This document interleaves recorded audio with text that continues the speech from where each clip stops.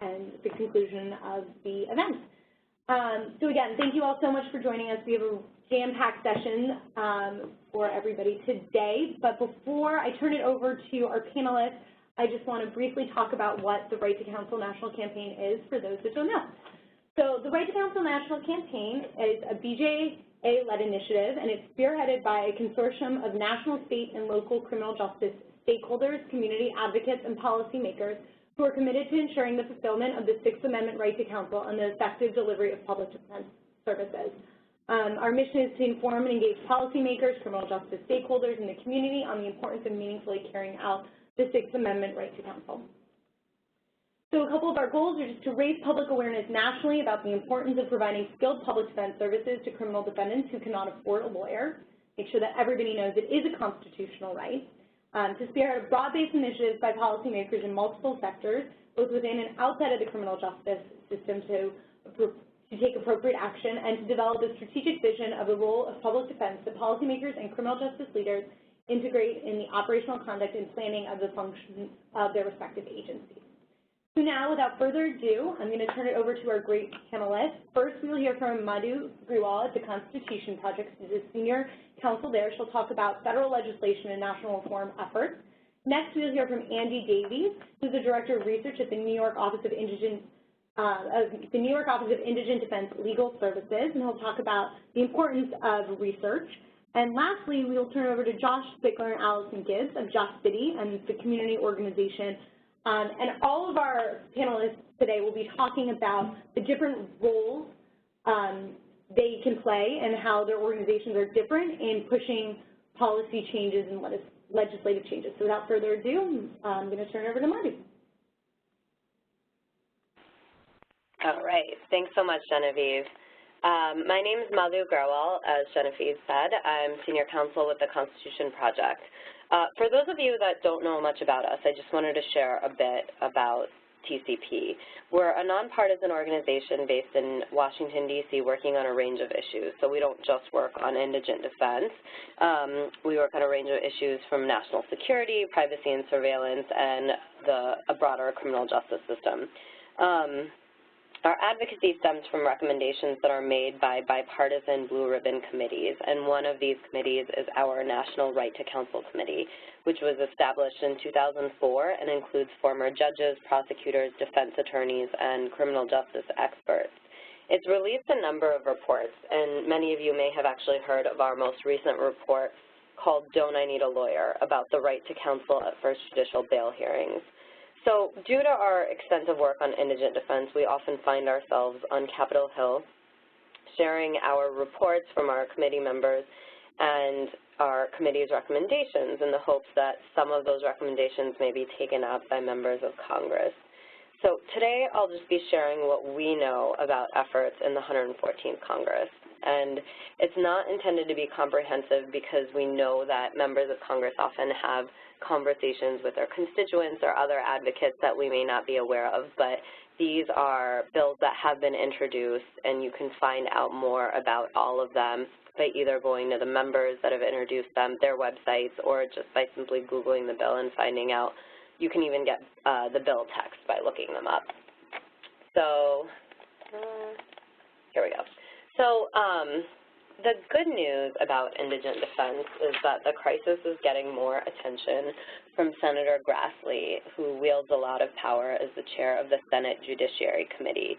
He held a hearing last spring about the right to counsel for indigent defendants charged with misdemeanors, which was the first time the Senate Judiciary Committee had held a hearing on that specific topic. And it was great to have so many advocates in the room on that date, just chatting not only with his staff, but also other members of the Judiciary Committee staff about the importance of paying attention to indigent defense. And it was a way for us to get our foot in the door. So that was helpful. A number of members of Congress, as I'll discuss, are interested in indigent defense and are engaged in discussions with advocates and even public defenders in their jurisdictions, which we find sometimes tends to be more helpful than just national organizations in D.C. The not so great news, which isn't exactly news, is that passing bills is still difficult in the 114th Congress, and it has been pretty difficult for the last couple of years. Many of you may know that just from watching criminal justice reform efforts be stalled in this Congress. So, you know, we're doing our best to move things along, but the good news is there's interest. The bad news is it's really hard to get bills actually passed. So this is just a quick list of some of the bills that I'm going to discuss today. As I said, it's not intended to be comprehensive, but we just wanted to highlight some of the bills that we've been had conversations with these offices about. So the first bill is the Justice for All Reauthorization Act. This bill actually passed the Senate. It was introduced in February of this year. It unanimously passed the Senate in June and is presently before the House for consideration. So some provisions that you may be interested in knowing more about. So it reinstates a previous requirement of the Burn-JAG grant program that states develop and update annually a strategic plan that details how grants received under the program would be used to improve the administration of the criminal justice system and would include public defenders in such a plan. It also requires the Attorney General provide technical assistance to states and local governments requesting support to meet their Sixth Amendment obligations and authorizes funding for this purpose. It also provides access to and funding for post-conviction DNA testing, and it authorizes funding for the Capital Litigation Fund. So, like I said, it's passed the Senate and is currently before the House for consideration. I know that many advocates are pretty involved in trying to get this passed in the House. So those are, you know, that sort of advocacy is actively happening right now. Next is the Equal Justice Under Law Act. So this has actually been introduced in both the House and the Senate. In the House, it was introduced by Representative Maloney of New York in April, and he worked with Senator Booker to have it introduced in the Senate. It's not identical to the House version, but it's really similar. So both bills would create a federal cause of action that allows indigent criminal defendants to file suit against states and political subdivisions for systemic failures to provide effective assistance of counsel in felonies. It also permits litigants to file class action lawsuit against states and localities for systemic failures to provide effective assistance of counsel in felony cases. In the Senate version, it would also require states to consult with representatives from the public defender community prior to distributing Burn-JAG funds.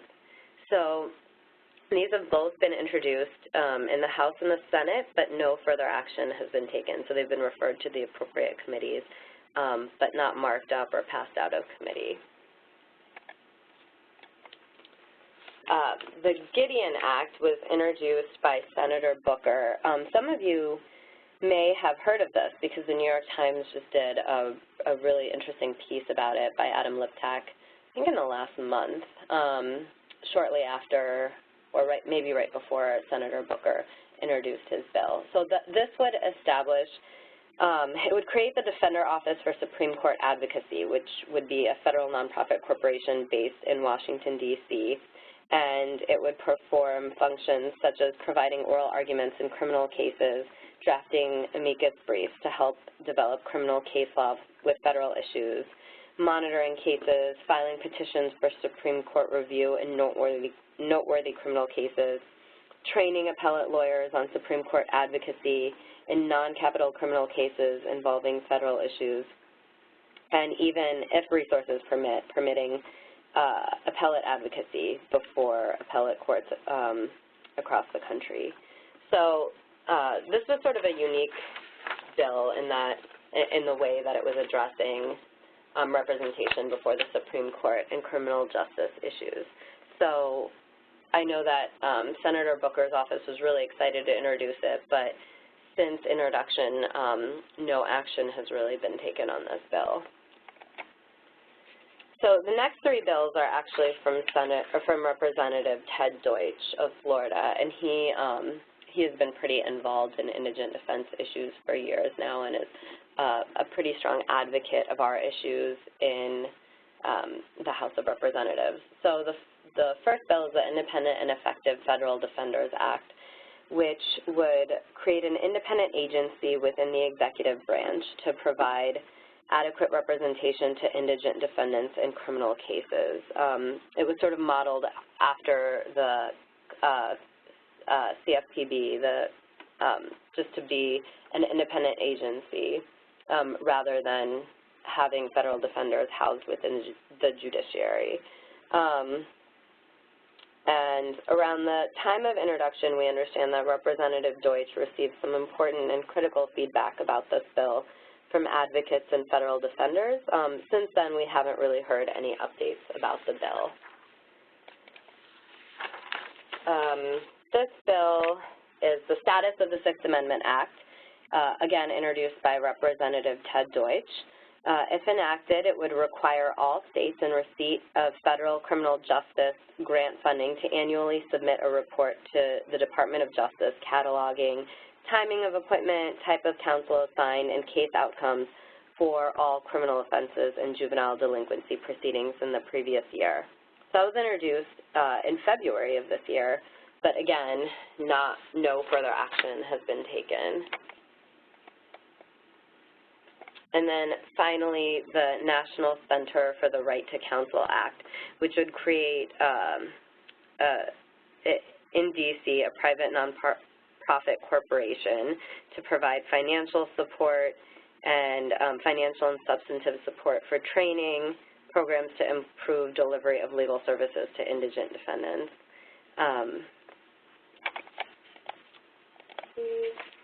So what's next? As you probably could tell, all of these bills have been introduced and referred to the appropriate committee for review. With the exception of Justice for All reauthorization, the rest are sitting with committees. So at this point, as I mentioned, in the 114th Congress, it is really difficult to get things moving, but what we know works is public support of indigent defense legislation reforms and federal funding. So weighing in with members of Congress about this issue, letters, emails, calls, social media, op-eds, and media attention all can go a long way with your members of Congress in pushing them to act on these bills. So that's it from me. Here's my contact information. I know that we're going to take questions at the end, so I'm actually going to turn it back over to Genevieve to continue. Great, thank you so much, Madhu. That was really great. I don't want to take up any more time, so we're going to turn it over to Andy to discuss his work. Thanks very much, Genevieve. Can I just confirm everybody can hear me? Oh, and in actual fact, you probably can't respond because you're probably all muted now. Okay, great. Thank you very much. I appreciate your patience. Thank you very much to Genevieve for organizing this and to the other presenters. This is a terrific panel. I'm excited to be here. What Genevieve asked me to talk about was the impact that research can have in reform to indigent defense and indigent legal services around the country. My name is Andy Davies. I am the Director of Research for the New York Office of Indigent Legal Services, which was created about 5 years ago with a mandate to track data on services provided around the state. And so that was the result. That resulted in my position being created. I think that probably there's a lot of interest in research in our field right now because there is an expectation that improved research within indigent defense can actually generate reform. And in being asked to speak about the relationship between research and reform, I was led to kind of think about how that relationship really might operate in practice. It is true to say that across the country there has been, I think, a growing interest in increasing research capacity. Historically, it's not that there hasn't been an interest in research in indigent defense. The Spangenberg Group spent decades doing research in this field, as well as LADA and NACDL, the Sixth Amendment Center now does an awful lot of it too. These are all organizations that are fundamentally responding to the appetite among public defense providers and others for a generation of real and true facts about their work and what they were doing on the ground. But nevertheless, I think it's true to say that in recent years there's been an increase in interest in generating kind of in-house research expertise in indigent defense. These are some examples of people, including myself, who hold positions in indigent defense institutions where they are full-time researchers, every single one of them. Margaret Gresson's in North Carolina is probably the one who's been in her position the longest, but a lot of these positions have been created relatively recently, which is why I say that I think the interest in research in the field is actually growing. And for those who don't have in-house research capacity, there's an increasing number of these collaborations with external researchers as well. So all of that's to make the point that there is an interest in the field, in research, and understanding why there is this interest in research in the field, I think does go back to probably what Genevieve was thinking when she actually asked me to speak, which is there's some expectation that in building our ability to collect information, do research on ourselves, there might be the possibility that that would result in reform and more resources in the medium to long term, possibly. There are other things going on here that might explain why this is happening. There are things like data collection mandates that were in the legislation that created MIOP, for example. But in as much as there is an expectation that by doing research it might generate reform, I think it's an open question as to how that really works. And I've come to think about it this way. What research really actually gives you is facts and information, as opposed to kind of argumentation and high principles, although it doesn't have to contradict those things. Research is the process of getting hard facts. It's a process of, at its best, that is, it's a process of getting to the truth. And that's what researchers do. They're supposed to investigate the real world and actually describe it as it is. In as much as that relates to reform, I think the way that usually works is that indigent defense agencies that have researchers that can be said to be in possession of the facts and are committed to doing research probably can generate a certain amount of credibility for themselves in being seen as people who are really interested in understanding the work that they do. And that therefore there might be a relationship later on to the production of reform. But in explaining this kind of idea that I have of how research and reform actually interact, I'm trying to make the point that I don't think that simply by doing research necessarily produce reform, but I do think that sometimes they can be related. And so what I want to do in the rest of the 10 minutes or so that I have is talk about how they can be related. And in the event that anybody out there is thinking about adding research capacity to their agency or something like that, this might give you an idea of how this can work, how this can help. So as I said, I think that some of the things that research does in our field is in the broader sense, it reflects it's a process by which we are seeking the truth, but there are certain kinds of research activity that you might think would produce reform. You know, if you're performing monitoring and oversight of indigent defense service providers, maybe that kind of research could be used to drive reform.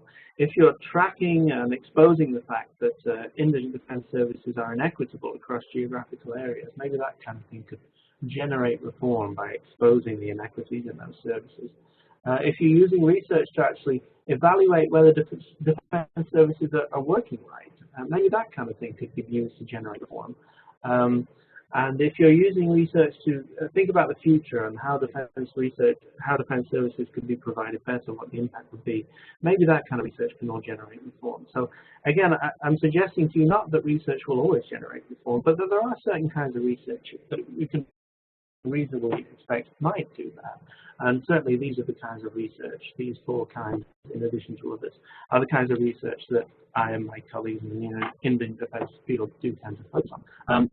But again, I don't think that the relationship to reform is inevitable. What I do think that research gives you are these things. I do think that research gives you increased credibility in the sense that it improves your knowledge of yourself and your work. It does put you in possession of facts. And it makes you into people who are taking responsibility for the defense function and actually are interested in knowing more about how it operates. And also, and this is perhaps a slightly more cynical point, in doing research, it provides you with a measure of control over the facts and evidence that are out there over how indigent defense is functioning. This is quite important in the event that you are kind of attacked by a hostile entity who has their own information in indigent defense and thinks you're failing. Of course, you may well be failing, but it's important for you to have an independent grasp of the information in order to fend off situations like that. So this is what I think research gives you. It gives you facts, and then it allows you to sort of present yourself as a credible custodian of this service because you are performing research. Now, how might that relate to reform? As I say, is still an open question in my mind. In other words, the question, will it actually change anything, is an open one. And so what I've done is I have identified 5 or 6 stories of recent or not so recent attempts at indigent defense reform where research played a role. And in telling these stories over the next 9 or 10 minutes that I have left, I want to kind of explore the ways that research did or did not play a part in actually producing reform and try and draw some lessons on how that works or how it doesn't work. In terms of the 4 kinds of research that I actually described that might produce reform earlier, the first was monitoring and oversight. And the example that I wanted to draw on here is actually one of ours. In New York, our agency, the Office of Indigent Legal Services, has in its statute that we are created to monitor, oversee, and make recommendations to improve the provision of indigent legal services across New York. And so that's what we do. And our research function, although it's not limited to this, has a sizable amount of, spends a sizable amount of time and effort engaged simply in tracking the provision of indigent defense services on the state. And so that's counting caseloads and how many people are working in the system and that kind of thing. What we began doing from very early on was producing a regular annual report which documented the extent to which public defenders around New York were underfunded. And there was a formula that would underlay this calculation. And first year we produced it, you'll see there in tiny type, we calculated that New York needed to allocate $111 million more to public defense to actually bring it up to standard, to bring it down to caseload standards, I suppose is some words I'm saying. We published that report. It had absolutely no response. I don't even know if anybody read it. It was completely ignored as far as I could tell. But we were doing this. We were just doing this monitoring. So we were taking seriously our responsibility to actually establish what the needs of public defense in New York were. And then, a few years later, the Harrell-Herring lawsuit came along. You may have heard about it, but essentially it was settled in 2014, and 5 out of the 57 upstate counties in New York were defendants in the suit, and as a result of the settlement, received but were required to receive an injection of cash to meet caseload standards. And so at that moment, 3 years after we'd been writing this report to an audience of 0 people, the executive branch of government came to us and said, how much money is it actually going to cost for us to reach caseload standards in these 5 counties? And we've been doing this analysis all along. And so we said, well, you know, it's very simple. It's $111 million for the whole state. For those 5 counties, $10.4 million. And somewhat to my surprise, the executive branch put $10.4 million precisely into the budget that year. And that will be going to those counties to provide them with caseload. That was a very proud moment for me as a researcher, because that was one of those moments when all of that thankless task of doing this research in the past suddenly generates a massive infusion of cash. But what I observed here is you did the research and we produced all these numbers. We said there's all this need out there. Our research didn't produce any reform, though, until that litigation happened. And this is one of the themes of what I want to leave you with, really. Research may not produce reform all by itself, but in this case, if you're doing monitoring and if you're doing tracking in the background, it does put you in a position to produce the most credible possible answer to a question when it's addressed. And in this case, because we actually had done the analysis already, we could produce that answer almost immediately and explain what we're doing, what we had done. And it was very persuasive to people, persuasive enough that it did actually produce this infusion of cash in the amount that we asked for. So this is a kind of a backwards process, if you like. We perform our monitoring in order to devise solutions to problems that other people haven't recognized yet. But then when 3 years later somebody recognized that there was a problem, our solution was there waiting. And so while the research didn't create the reform, I think you would say that but for the research, the reform wouldn't have taken the shape that it did. So there's a lesson, I think.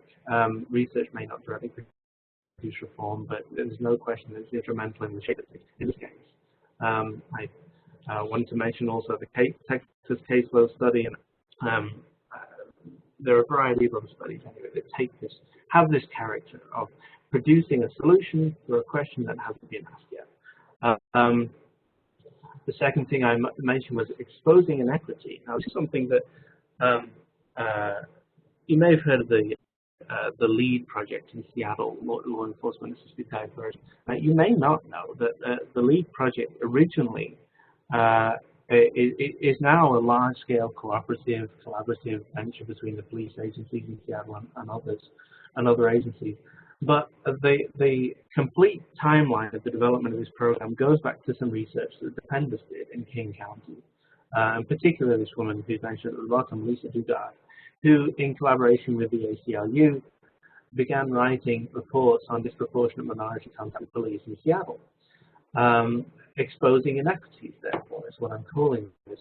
And in doing that, she created such a drumbeat of concern about the fact that young African-American men were being approached, interrogated by police more than anybody else, that ultimately the police came to her and said, well, what do you want to do about it? And in beginning that conversation, she then had the opportunity to suggest the LEAD program, to develop the collaboration that made that program happen. And so there's a story to be told here where Lisa and her collaborators do the research, they show they expose the inequities, they create a conversation, and reform happens. And now there are evaluations of the LEAD program itself which report to show it's been quite successful. Of course, this story too wasn't that simple, and it's not simply the case that Lisa doing the research created the reform. She did the research. She was challenged by the police to fix the problem. There's a wonderful quotation in red there from the Huffington Post where she says, I suddenly realized when they challenged me to do this that I didn't know what the solution was any better than they did. So, the research in this case didn't necessarily show you what the solution to the problem was, but it did expose the inequity. It did, again, play a role in producing reform. And I have my Justice Breyer quote there to say that, sometimes exposing inequity is a useful thing to push forward conversations. And to return to my sort of theme here, research may not produce reform, but it might play a role. Thirdly, evaluating programs. Evaluating programs is where you're asking the question, does what we're doing make a difference? Is it working? Are we producing the effects that we think we want to produce? And there's lots of evaluation research out there, but in defense, one of the most salient examples is Doug Colbert's work on providing counsel to people in bail hearings in Maryland. And the story in Maryland is that 20 years ago now, Doug Colbert did an experiment where he provided counsel to people at bail hearings in Maryland, showed a lot of good effects. People were more satisfied with the system. The cost of their incarceration was reduced because the days that they spent incarcerated were reduced, and their actual bail conditions were more lenient on a variety of dimensions. A lot of effects then. Unlike Lisa Dugard's research, which simply exposed inequity, Doug Colbert's research was showing you the solution. It was actually saying the solution here is to provide counsel at bail hearings. And ultimately, 20 years later, after litigation and legislation and all kinds of disputes, counsel at bail hearings is now required in Maryland. Needless to say, this was also a very complicated story. And the story again is that the research can show you that a solution is valid, it can show you that it works.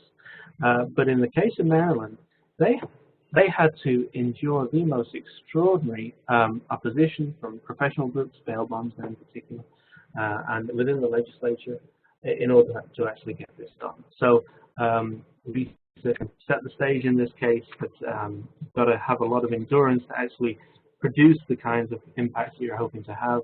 I'm aware, by the way, that I've just hit 15 minutes, so I'm going to wrap up. Other examples of evaluations of programs which have resulted in reform include the program of social work provision in the state of Kentucky, which is also operated in the same way, in the sense that research was done, showed its impact, legislative support followed. And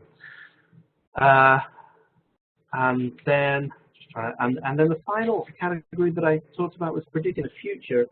I'm not quite sure if this is a good title for this kind of type of research, but what I'm thinking about here is actually the Missouri study, which some of you may have heard about. The Missouri study is one of the ABA's studies of caseloads, which was essentially now set for what public defenders should take on as far as caseloads in Missouri before they can be considered to be overloaded. But the important part of this story actually is that this was a response to a challenge that was issued by the state auditor in Missouri, which said that public defenders, you may claim that you're overloaded with cases, but the truth is your data aren't good enough to show it. And so the state public defender went away and said, okay, maybe you're right. And they did this extremely sophisticated study where they established that, where they, for the first time, really did begin tracking their time and their caseloads, and showed that no, really they were overloaded. And so in this case, predicting the future may not be the right word, but effectively people asked, what is it the defenders really need? You know, if you can imagine a future where defenders had everything that they need, what would that look like? And this study was there to really answer that question. Ultimately, though, the story in Missouri is, I would argue, one of equivocal success at best. The requested funding to meet the caseload standards has not been forthcoming, and as you probably saw in the news in recent weeks, the state public defender resorted to appointing the governor as counsel to an indigent person, which, following which the governor has appointed new people to the state public defender's oversight board, which could be seen as an act of political retaliation. I would never, as a state employee, deign to speculate about the motives of an executive branch officer. But nevertheless, the politics of this situation is so toxic now that it's hard to see reform actually coming out of that study in the future, in the near future. And yes, I'm doing some research a little bit like that on legal reform in New York as well. So here's my overview. My point was that if you do research, it can give you facts at its best. If you have facts at your disposal, you can act with increased credibility as a public defender. You can present yourself as a responsible custodian of your function in the justice system. And in the event that stars align, you may actually get reform. And when I look at these stories, this is what I think the stars aligning means. If you do research and you produce an answer for which a question is asked, then your research might produce reform. If you do research which shows that your solution to a problem is clear, validated, obvious, and successful, then your research might result in reform. If you do research that produces respect among your colleagues in the justice system for your expertise and your willingness to take responsibility, then your research might result in reform. People might come to you for answers. If your research can show the value of what you do, and a classic example for us is early intervention by counsel reduces jail costs. Those values can create broader alliances in the justice system than only the defense function, and as such, that can allow your research to produce reform. And lastly, if your research can be supported by a sustained effort of litigation and sort of a concerted and continual commitment to getting the reform that you need, well, sometimes that is necessary. And in Maryland, it certainly was necessary. The reform there took 20 years. In Missouri, if reform is ever going to happen, that is also going to have to be necessary. In the absence of that, sometimes, in the absence of some of these things, research, can just be shelved and won't produce reform at all.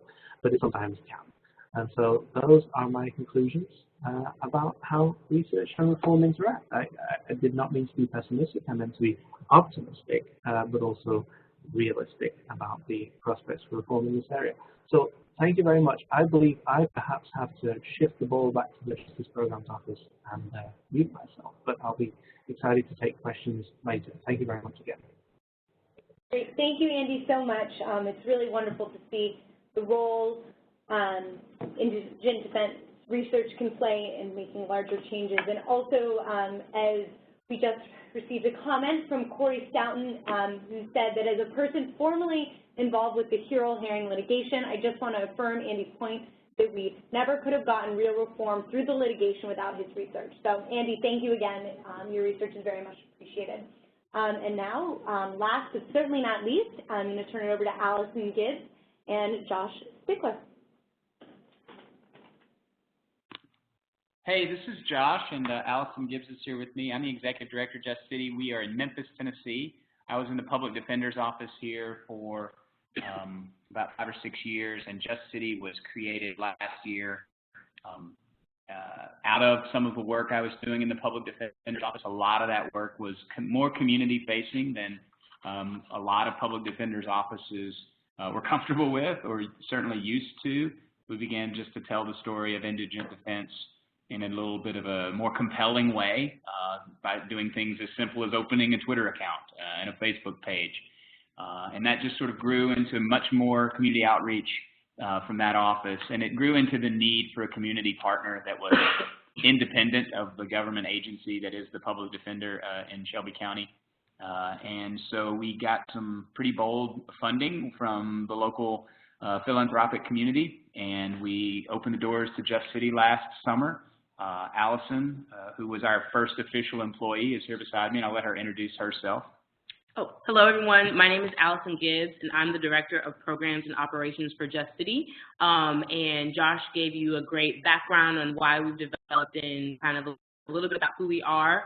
The next slide will talk more about us, but just to give you an overview of what we'll be discussing today, we're talking about community advocacy and the use of multimedia engagement and our approach to working with the community both through direct service for those that are directly impacted by the justice system, as well as having advocacy opportunities for the lay person to get involved and make sure that they're sharing their voice with critical stakeholders so that we can advocate for change, and then also talking about how we've been using multiple forms of media to do just that. So without further ado, we are going to move forward with our presentation. I'll give you a chance to read that. That's me there, by the way, in case you are curious what I look like in mid-sentence 6 months ago. We have some signs that we let people draw on that say in a Just City a certain thing, and I made that one for one of our live events, which we'll talk about in just a second. You can see some of our vision and mission in that statement right there. Hopefully you've had time to read through that. Generally, though, we're organized around 3, we call them pillars of service, advocacy, and reform. And the serve components are things that are generally outside the scope of what public defenders' offices are tasked with doing, either by statute or, in our case, the county charter limits what our public defender's office can do. And so what Just City can do, I'm an attorney, and so in the future, hopefully we'll have more attorneys. We've had law students. We can address some of the collateral consequences that the PD's office just doesn't have the capacity to get to. And those are pictures of checks, because one of our programs is an expungement program called the Clean Slate Fund. We've raised money to pay the rather expensive $450 expungement fee that Tennessee has when we can locate people who qualify for the very narrow expungement provision that Tennessee law has. And so we've expunged over 120 people now in the past, well, it's been 2 or 3 years. The program existed in the Public Defender's Office before Just City did. So we're directly serving people in that way. And the advocacy would be, again, things like we started doing in the public defender's office, just talking to school groups, talking to reporters on social media, speaking to civic groups, speaking to lots of media outreach, lots of pitching of stories, both locally and nationally, and just creating an area of expertise that media are not used to looking to, and that is a defense perspective. And we've had a lot of success with that here locally, and are building even better relationships nationally with some reporters and organizations that are concerned with criminal justice. And then the reform work, which is another big part of what we do, is directly with legislators. And in Tennessee, Nashville is our state capital. We have a lobbyist on contract year-round now for the first time, helping us develop our legislative agenda for the session that will kick off in January. We dabbled in that a little bit last year with the same lobbyist, and I'll let Allison talk in just a few minutes about some of the work she did with some students going up to Nashville to talk about a specific bill. Our service of expungement has sort of bled into our reform work. We're trying really hard to get some expansion of the expungement provisions in Tennessee. We're trying really hard to get that fee of $450 reduced to something more reasonable, if not eliminated altogether because of the narrowness of the expungement law in Tennessee. And so as we prepared to support those three pillars of service, reform, and advocacy, we knew we needed to get the community involved. And you'll remember that picture I had holding up in the first slide that said, "We listen."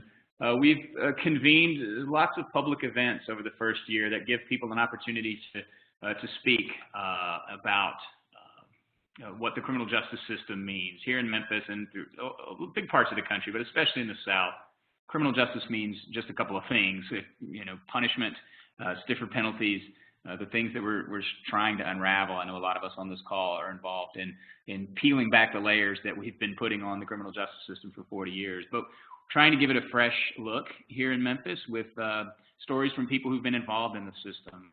These folks in this slide are looking at some art.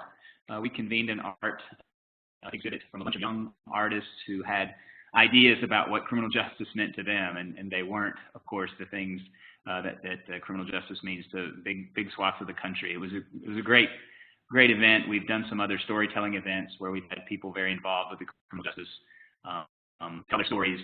It just works in concert with some of the news media that we've tried to generate to put a different light on the criminal justice system, to expose the bloated nature of this system, to expose the expense, the ineffectiveness of this system through different channels.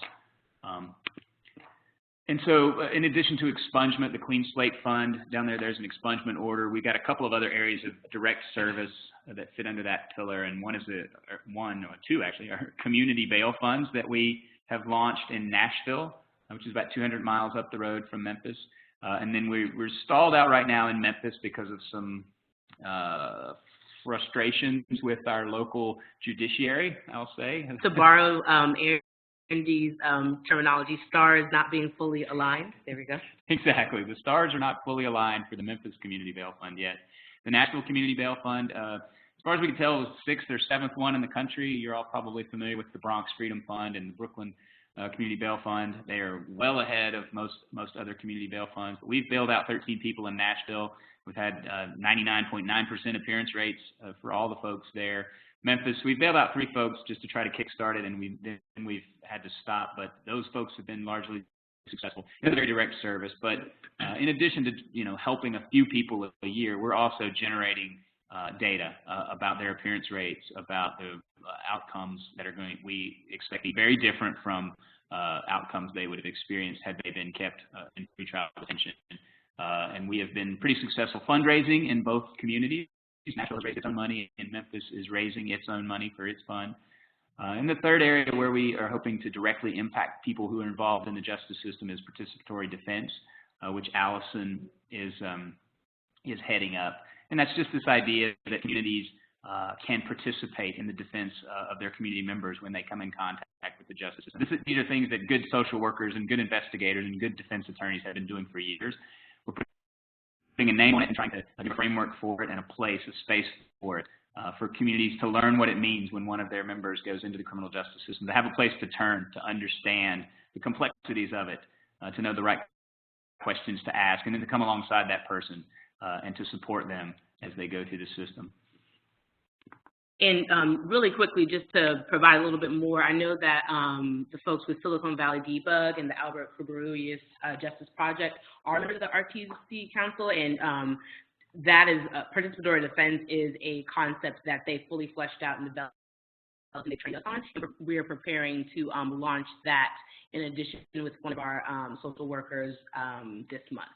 And so moving forward, kind of to talk more about the advocacy opportunities that Josh alluded to earlier, these are just picture examples of some of the things that we've done to really have the community talk about criminal justice and what it means to them. And I always like to think of advocacy as one of those more challenging pieces of what we do, because it's very easy, as you all probably know, to say, get a not easy, but it's easier to get a legislator to change a piece of legislation, or to propose a piece of legislation and get it to pass, or on the other side of the service to actually create a program where you get people out of jail or write a check for $450 and get the record expunged. Both of those things are very tangible, and it's easier to put numbers and metrics around. But advocacy, I like to think of as the heart and mind piece of what we do, and that is way more difficult because someone can say, oh, yeah, I think everyone should have a fair shake, but their actions later on or how they truly feel is different.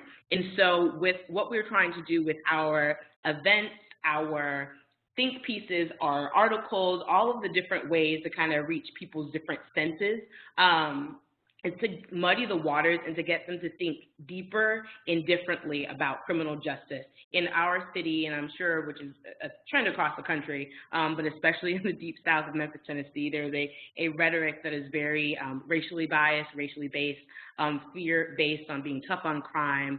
But when we peel back the layers of, okay, what does that actually mean? When we throw them in a cage and lock away the key, but they eventually get out, what is the next step?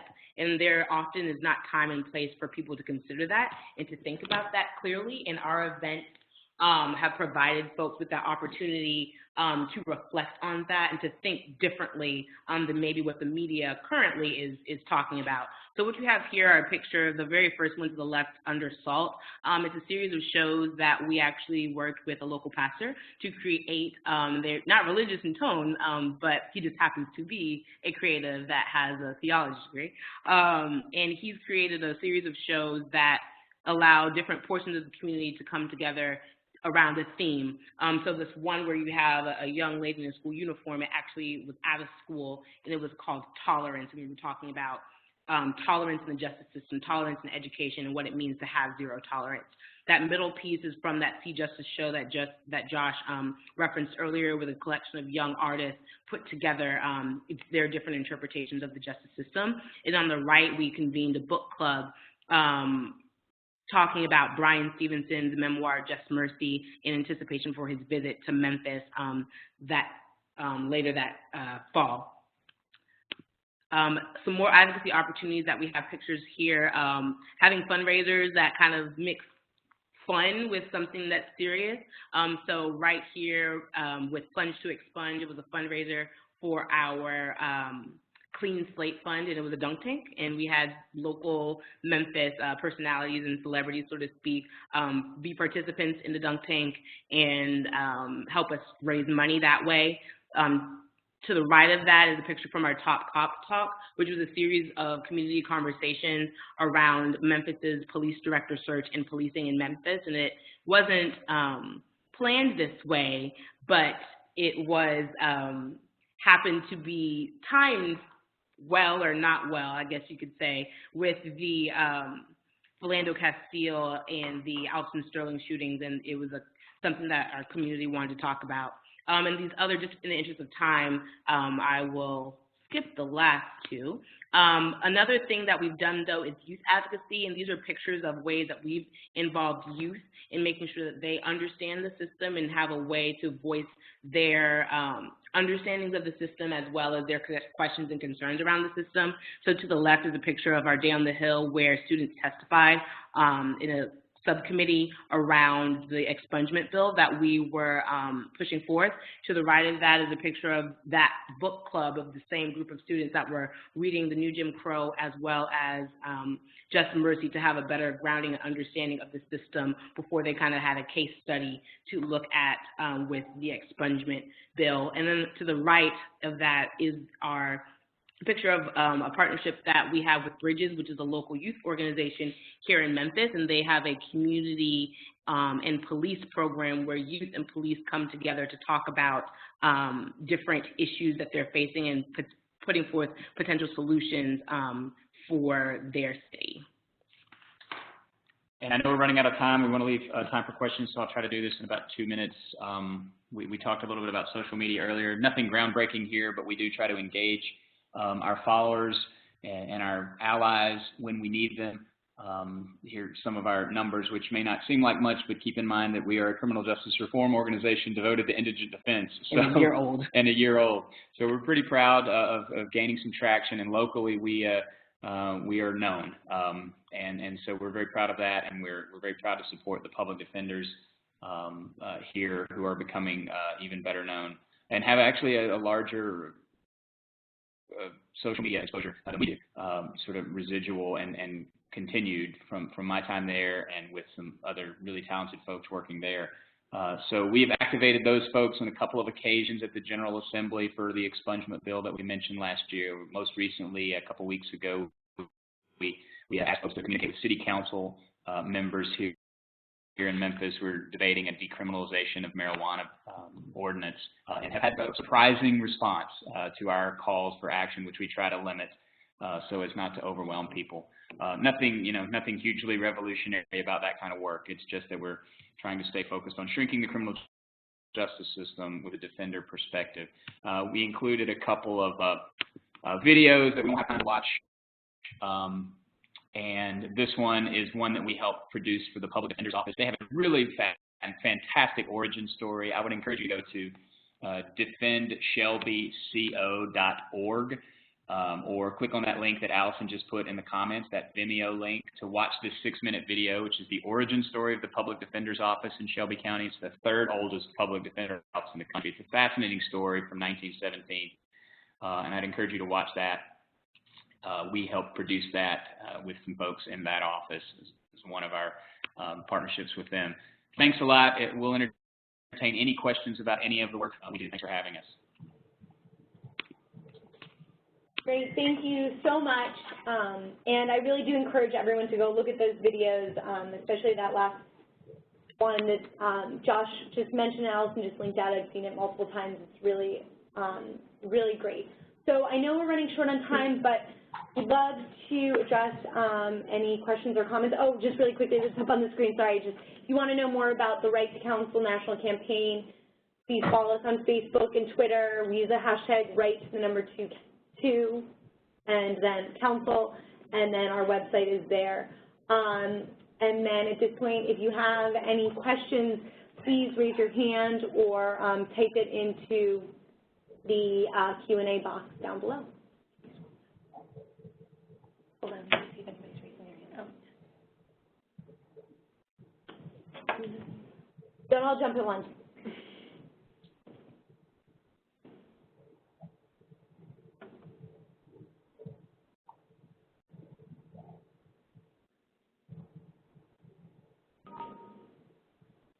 All right, well, so if no one has any questions, my information is there. Again, my name is Genevieve Stitcher. I'm the Senior Program Associate here at the Justice Programs Office, and I work on the Right to Counsel project, along with Preeti Menon, who's the project director, and both of our contact information is there.